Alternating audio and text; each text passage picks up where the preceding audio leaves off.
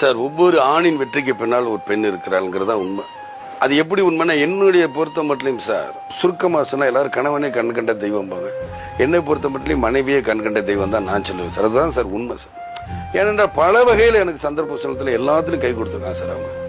எனக்கு எவ்வளோ இழப்புகள் வரும்போது கூட, நஷ்டங்கள் தொழில் ரீதியாகவும் மற்ற ரீதியாக வரும்போது கூட கவலைப்படலை. இவ்வளோ ஏன் சார், இது பார்த்து கட்டினது தான் சார் கல்யாண மண்டபம்.